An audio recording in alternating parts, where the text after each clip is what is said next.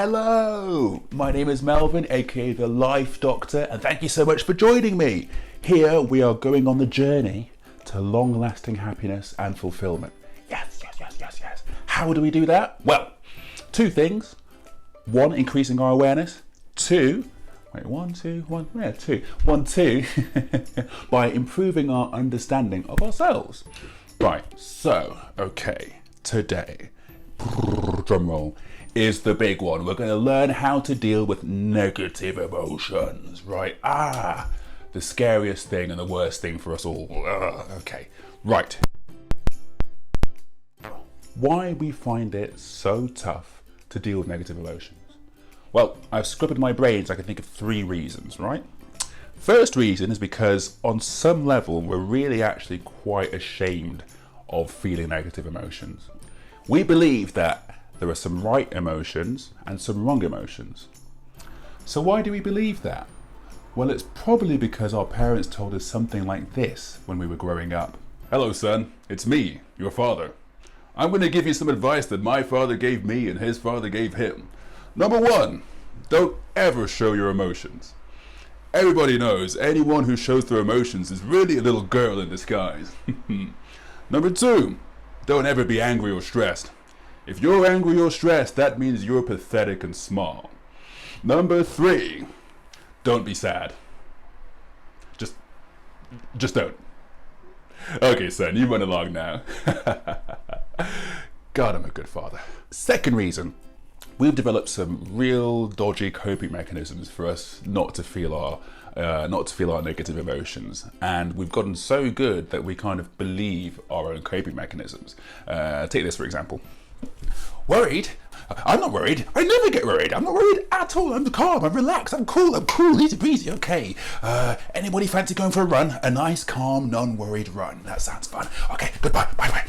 And the final one is the big one. Pride. We love pride.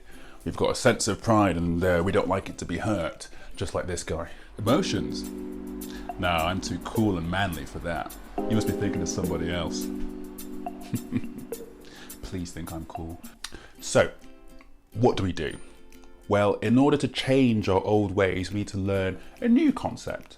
So, I call it the finger of focus, right? This finger is gonna tell us where we think our emotions are coming from.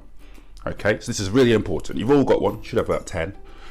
And if you use this is gonna be your new best friend. So, by default, when we get angry, annoyed, stressed, anxious, feel inadequate, guilty, whatever the emotion is, we usually point outwards, right? We're looking for someone or something to blame for the way we feel, right? We think, I'm angry because of you. It was your fault. If you didn't do the thing that you did, or you did it differently, I wouldn't have to feel this. Grr, and we want revenge. We want to take it out on them, right? So if we're in traffic, we beat the horn, or if we're at work, we get really angry and pissed off, whatever, all right? So normally, our finger of focus is always pointed away from us, right? Now, there's a bit of an issue with this, because if our finger is pointed away, we don't really know where our emotion is coming from. We're giving away our responsibility. We're saying that somebody has a remote control to our brain and it's their fault we feel our feelings. It doesn't really sound very commonsensical, right? So what I think is a better way to do, and this is tough, right, is to turn the finger of focus back to us, right? Now this is a really tough thing to do, because this means we stop blaming people for the way we feel and accept the responsibility of our own emotions, right?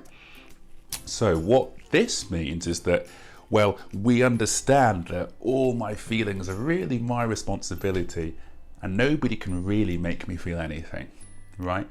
Other people can just show me a feeling that I've got locked away inside. Okay, so normally when we get angry, I'm going to use anger as an example because I think it's quite fun. Normally when we get angry, We like to blame. It's your fault. You did this, you did that.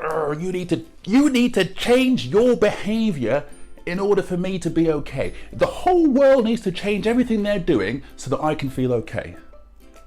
Right, that's quite a big task, isn't it? If we turn back the other way, right, it's not very nice, because what happens is our pride takes a hit. We don't like to admit that we feel negative emotions. We get a bit of shame, right? Because it's shameful. We've been told that we shouldn't feel negative emotions, right? But by doing that, this gives us the opportunity to actually allow our own emotions. Stop trying to palm them off. So we turn the finger back and we go, God, I'm so angry, I'm so pissed off. This is so annoying that it's no one's fault. Damn it. I'm just gonna sit here and be really angry and allow myself to be angry. God, I hate this. I don't want to do this. Great, I'm gonna allow myself to not want to do it either. I want it to end. I want the anger to end. Great, I'm gonna allow that too, right? So we're getting in the business of allowing ourselves, getting out of this idea that some emotions are correct, some emotions are wrong, and getting into a new idea that all emotions are allowed. All of them. Right? Lovely. Okay, I'll now take questions from the floor. Yes, Glasses Melvin.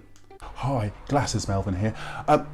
Loved what you're saying about the finger out, finger in thing. Love it. But sometimes I do really believe it is the other person's fault and they should be blamed. What do I do in this case? Excellent question, Glasses Melvin.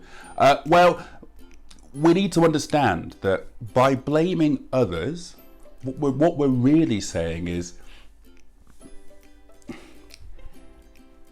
if someone else hadn't done that to me, then I wouldn't have to feel this way, right? And I'm looking to blame someone else because I believe this feeling is wrong, right? Think about it for a second. If I'm trying to blame someone or something for the way I feel, I must believe the way I'm feeling is wrong, right? I must believe one of my functions, which is a negative emotion, is wrong. Right, so we're just bypassing the blame and actually looking at the fundamental belief that some of my emotions are wrong, right? So we're skipping underneath the blame to the source. Lovely. Any other questions? Yeah, I've got a question, mate. What if, like, you're in the moment and you can't remember all the advice you've been chatting on about and you forget the finger thing? What do you do then? Really good question, Scouse Melv. What you should do is just allow yourself, right? This is really difficult because we've been spending most of our lives attacking and blaming because we understand that's how we've understood our emotions to be. We think that other people cause them. But with a new understanding, give it time, take practice, maybe walk around with your hand like this, just to remind yourself, oh gosh, this is where my feelings come from, okay? But give it time with this understanding and a bit of mindfulness just to help you notice when these negative emotions are popping up. You'll get it. So that's it for today's video. Thank you so much for joining me. I had lots of fun. I hope you did too. I'll catch you guys in the next one. Peace and love. Bye.